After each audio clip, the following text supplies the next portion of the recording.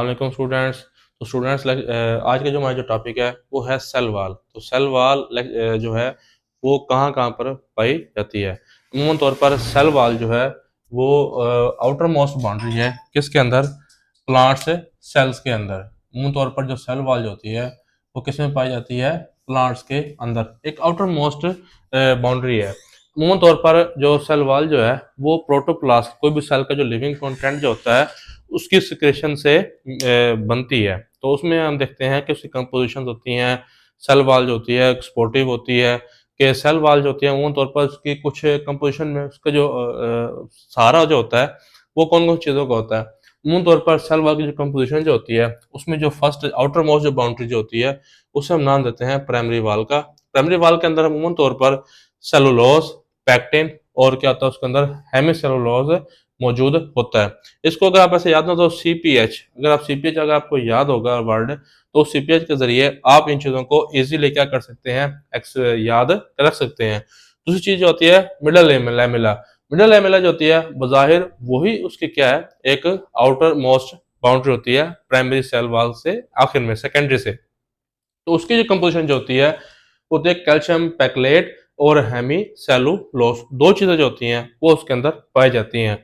उसके बाद आती है सेकेंडरी वाल। सेकेंडरी वाल जो होती है वो थिकनिंग होती है। उसका काम क्या होता है कि प्लांट्स के अंदर उन तौर पर इसके अंदर स्ट्रेंथ प्रोवाइडर होते हैं। सेकेंडरी वाल जो होती है वो प्लांट्स के अंदर क्या करते हैं, स्ट्रेंथ प्रोवाइड करते हैं, उसको ताकत देते हैं, उसके अंदर अपना उसको स्ट्रिक्ट बनाते हैं, सख्त बनाते हैं। जो प्राइमरी सेल वाल जो होती है जस्ट वो कंस्ट्रक्शन करती है, लेकिन सेकेंडरी जो होती है उसकी वजह क्या होती है, लिग्निन। लिग्निन जो होता है वो एक हार्डन होता है जो कि उन प्लांट्स को हार्ड शेप बनाने में हेल्प करता है।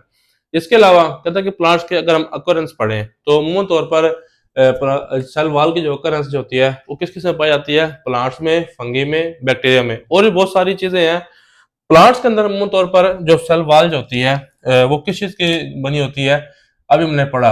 दो चीजों का जिक्र आप लाजमी करेंगे कि उसमें क्या आएगी, सेलुलोज या उसके अंदर कौन सी चीज होगी, लिग्निन। दो चीजें उसके अंदर मौजूद होती हैं।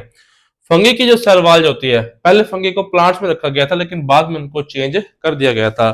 तो फंगी की उसकी वजह मोड ऑफ न्यूट्रिशन और मोर अपना सेल वाल की कंपोजिशन। तो फंगी के अंदर जो सेल वाल जो होती है वो अमूमन तौर पर किस चीज से बनी होगी, काइटन से मिलकर क्या होती है, बनी होती है। सेकेंड आपके पास आ जाता है बैक्टीरिया। कि बैक्टीरिया क्या होते हैं, बैक्टीरिया के अंदर जो सेल वाल जो होती है उनके अंदर आउटर मोस्ट होती है वो बनी होती है किस चीज की, उसमें कहते हैं पेप्टाइडोग्लाइकेन।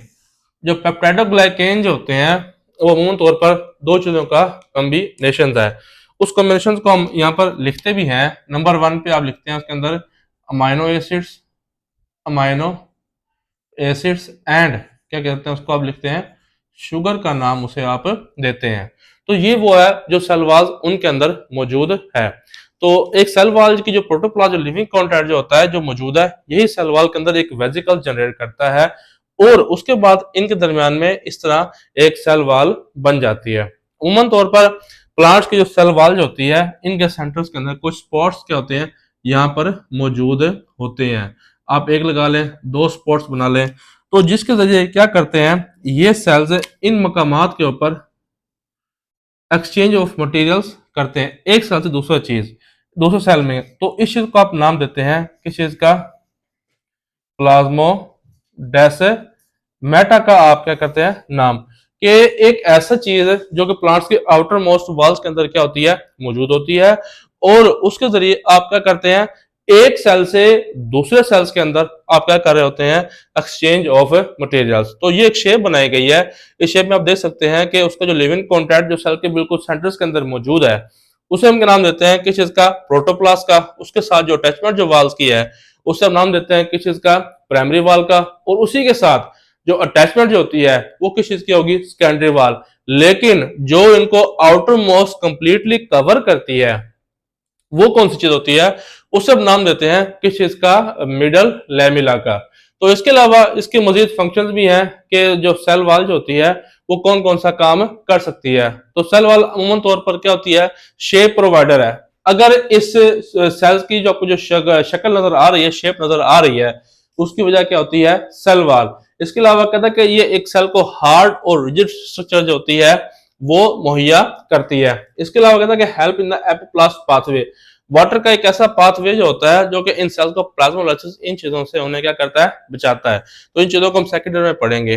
अगर नेक्स्ट जो होता है प्रोटेक्शन फ्रॉम द ओस्मोलाइसिस, के उन पौधों के अंदर ऑस्मोसिस की वजह से, पानी की स्टोरेज की वजह से प्रेशर जनरेट करके, ट्रिगर प्रेशर जनरेट करके उनके अंदर पानी को स्टोर रखता है। इसके अलावा कहता है कि प्रोटेक्ट द प्रोटोप्लास्ट, जो सेल वॉल जो होती है उसके आउटर जितने भी वॉल्स होती हैं, ये अमूमन तौर पर जो लिविंग कॉन्टैक्ट, मैं यहाँ पे लिख देता हूं कि प्रोटोप्लास्ट जो होता है, अमूमन तौर पर ये जो प्रोटोप्लास्ट वर्ड जो है इसको हम कहते हैं लिविंग कॉन्टेंट। इसके अलावा कहता है कि सेल्स के अंदर जो शेप जो होती है उसको सही करने में उसकी क्या करता है? ये हेल्प भी करता है। तो इसके लिए तो था हमारा आज का टॉपिक, छोटा सा टॉपिक था। तो कौन सा था? सेल वॉल, कि सेल वॉल क्या होती है, प्लांट्स के अंदर ये क्या क्या करती है। तो उम्मीद करते हैं आपको हमारा आज का लेक्चर जरूर पसंद आया होगा। Stay connected. अल्लाह हाफिज।